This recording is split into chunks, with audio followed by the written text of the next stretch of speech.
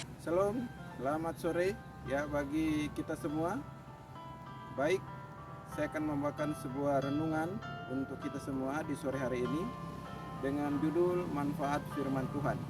Ya, manfaat firman Tuhan yang akan saya bawakan yang terdapat di dalam 2 Timotius pasal 3 ya, ayat 15 sampai ayat 17. Di sana dikatakan sebagai berikut, ya. Ingatlah juga bahwa dari kecil engkau sudah mengenal kitab suci yang dapat memberi hikmat kepadamu dan menuntun engkau kepada keselamatan oleh iman kepada Kristus Yesus. Ayat 16. Segala tulisan yang diilhamkan Allah memang bermanfaat untuk mengajar, untuk menyatakan kesalahan, untuk memperbaiki kelakuan, dan untuk mendidik orang dalam kebenaran. Dengan demikian, tiap-tiap manusia kepunyaan Allah diperlengkapi untuk setiap perbuatan yang baik.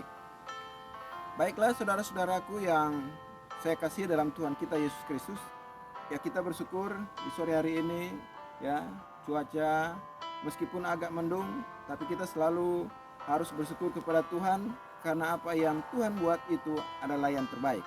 Ya, di dalam Pengkhotbah 3 ayat yang ke-11 dikatakan di sana bahwa rancangan Tuhan, ya, Dia membuat segala sesuatu indah pada waktunya.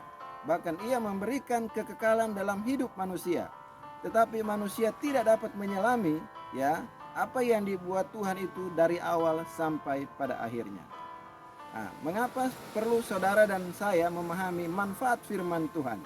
Ya, manfaat firman Tuhan itu sangat penting untuk saudara dan saya mengerti supaya kita rajin belajar akan firman Tuhan.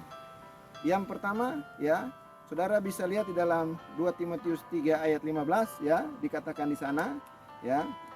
Ingatlah dari kecil. Kata ingat menunjukkan bahwa seringkali kita lupa, ya, kepada firman Allah ini untuk kita pelajari dan untuk kita mengerti.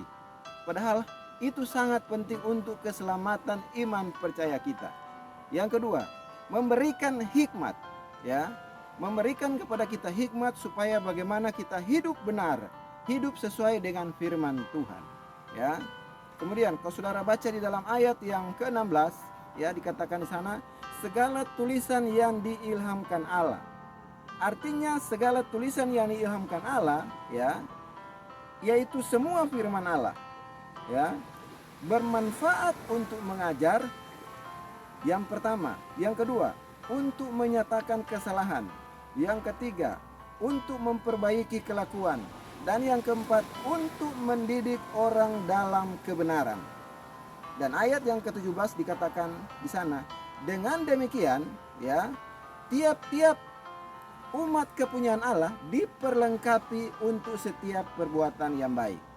Di sini kepada kita menunjukkan bahwa betapa pentingnya firman Allah ini untuk mengajar. Apa artinya? Mengajar kita supaya kita hidup sesuai dengan firman Allah, ya. Mengajar kita supaya kita belajar daripada Yesus Kristus sebagai sumber pengharapan kita, sebagai terang kebenaran dan hidup. Dikatakan dalam Yohanes pasal yang ke-14 ya, ayat yang ke-6 dikatakan di sana demikian. Akulah jalan kebenaran dan hidup. Tidak seorang pun yang datang kepada Bapa kalau tidak melalui aku. Artinya begini, untuk supaya kita mengerti firman Tuhan, karena dikatakan di sana berfungsi untuk mengajar, kita harus belajar kepada Yesus. Ya. Jadi belajar kepada Yesus karena Dia adalah jalan kebenaran dan hidup. Kemudian kalau saudara baca juga di dalam Matius 11 ya, ayat 28 sampai 30 di sana dikatakan, ya. Dia bilang, marilah kepadaku, hai kamu yang letih lesu dan berbeban berat. Aku akan memberikan kelegaan kepadamu. Ya. Kemudian dikatakan ayat yang ke-29, belajarlah kepadaku karena aku lemah lembut dan rendah hati, dan jiwamu akan mendapat apa? Ketenangan. Jadi di sini saudara-saudara, bagaimana supaya kita mengerti firman Tuhan, ya, kita harus belajar kepada Yesus. Bagaimana mengerti firman Tuhan seperti itu. Berikutnya, ya, tadi mengajar. Kedua, menyatakan kesalahan. Mengapa firman Tuhan menyatakan kesalahan? Jadi kalau saudara pelajari firman Tuhan, kebanyakan menegur kita. Ya, kalau kita berbuat dosa, dia akan nyatakan bahwa itu adalah kesalahan dan itu adalah dosa. Dan sangat penting saudara dan saya untuk bertobat dari dosa, supaya kita diampuni dan supaya kita diselamatkan. Tujuan daripada untuk menyatakan kesalahan ini supaya saudara dan saya belajar kepada Yesus, supaya kita bisa diampuni segala kesalahan kita. Kemudian yang ketiga, ya, dikatakan di sini memperbaiki kelakuan, mendidik kita di dalam kebenaran. Jadi setelah kita sudah menyadari, kita sudah belajar firman Tuhan, dan kita sudah tahu mana yang benar dan mana yang salah, karena sudah dinyatakan oleh firman Tuhan, ya, maka di sana dikatakan dia akan mendidik kita di dalam kebenaran. Apa artinya? Kalau saudara dididik dalam kebenaran, menunjukkan bahwa saudara harus hidup dengan benar, hidup dengan kudus, karena tanpa kekudusan ya kita tidak bisa melihat Allah. Di dalam Matius pasal 5 ayat 8 dikatakan di sana, berbahagialah mereka yang suci hatinya. Orang yang suci hatinya karena mereka sudah dididik di dalam kebenaran. Dengan demikian kita akan bisa melihat Allah waktu kedatangan Yesus yang kedua kali. Ya, sangat penting bagi kita untuk belajar bagaimana mendidik kita di dalam kebenaran. Jadi melalui firman Tuhan ini mengajar kita untuk supaya kita dapat dididik di dalam kebenaran, dapat diajar seperti seorang anak kecil. Dan kita sudah lakukan hal-hal seperti ini, ya, sesuai firman Tuhan, maka yang terakhir ayat yang ke-17 dikatakan di sana apa, saudara? Dikatakan ini, dengan demikian tiap-tiap manusia kepunyaan Allah diperlengkapi untuk setiap perbuatan yang baik. Jadi kalau kita sudah dididik dalam kebenaran, kita sudah dinyatakan kesalahan, dan kita sudah memperbaiki kelakuan, maka kita menjadi orang-orang yang benar. Ya, kita akan banyak melakukan perbuatan kebenaran. Kita akan banyak melakukan perbuatan kebaikan. Dan semuanya itu berasal dari firman Tuhan. Dengan demikian kita ya hidup sesuai dengan kehendak Tuhan. Sebab banyak orang yang hanya mendengar saja firman Tuhan. Padahal dikatakan di sana kita hendaknya menjadi pelaku-pelaku firman, bukan hanya pendengar saja. Itu terdapat di dalam Yakobus 1 ayat 22. Dan bagaimana supaya kita bisa menjadi pelaku-pelaku firman? Kita harus memiliki iman yang teguh. Jadi bukan hanya dengar-dengar firman percaya, tetapi kita juga harus melakukan firman itu.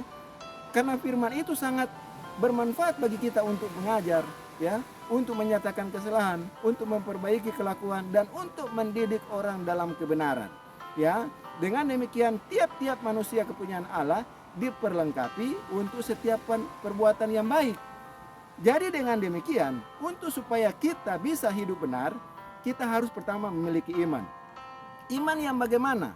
Ya, jadi di dalam 2 Petrus ya pasal 1 ayat 5 sampai 7 dikatakan demikian. Ini iman ya. Jadi iman yang bagaimana yang Tuhan tuntut dari kehidupan kita supaya kita bisa hidup benar. Dikatakan di sana. Justru karena itu kamu harus dengan sungguh-sungguh berusaha untuk menambahkan kepada imanmu kebajikan, dan kepada kebajikan pengetahuan, dan kepada pengetahuan penguasaan diri, dan kepada penguasaan diri ketekunan, dan kepada ketekunan kesalehan, dan kepada kesalehan kasih akan saudara-saudara, dan kasih kepada saudara-saudara kasih akan semua orang. Ayat yang ke-8 kunci arti daripada iman itu dikatakan kalau orang melakukan itu, sebab apabila semuanya itu daripadamu, itu ada padamu dengan berlimpah-limpah, kamu akan dibuatnya menjadi giat dan berhasil dalam pengenalan akan Yesus Kristus Tuhan kita. Jadi di sini saudara, kalau kita sudah bersungguh-sungguh dalam menambahkan iman percaya kita, ya, maka dengan demikian kehidupan kita akan dipertambahkan. Apa artinya sudah? Dipertambahkan dengan perbuatan-perbuatan iman seperti yang sudah dibacakan tadi, ya. Jadi perbuatan-perbuatan iman ini sangat penting. Karena apa? Di dalam Yakobus ya, Yakobus pasal 2 ayat 22 dikatakan demikian, ya. Bahwa iman bekerja sama dengan perbuatan, dan oleh perbuatan itu iman menjadi sempurna. Jadi di sini kepada kita bukan hanya percaya saja atau memiliki iman, tetapi kita harus memiliki perbuatan. Dan perbuatan-perbuatan iman itu terdapat di dalam 2 Petrus 1 ayat 5 sampai 7. Ya, itulah perbuatan-perbuatan iman yang saudara harus lakukan untuk supaya kita hidup benar. Jadi bukan hanya percaya saja kepada firman karena firman itu bermanfaat, tapi juga harus melakukan perbuatan-perbuatan iman. Ya, menambahkan iman itu supaya iman itu menjadi sempurna. Ya, jadi kalau kita percaya kepada Tuhan, baru kita melakukan perbuatan iman, maka iman kita akan menjadi sempurna. Jadi demikianlah firman Tuhan kita di sore hari ini. Semoga bisa bermanfaat ya. Jangan lupa di like, subscribe ya. Kemudian dibunyikan lonceng notifikasinya. Dan yang terakhir ya, kalau Anda punya komentar, taruh di kolom komentar apa yang perlu, apa mungkin saudara butuh sesuatu untuk nasihat firman Tuhan, saya siap untuk melayani. Tuhan Yesus memberkati. Sampai ketemu lagi di periode yang lain. Saya bawa dalam nama Yesus. Haleluya. Amin.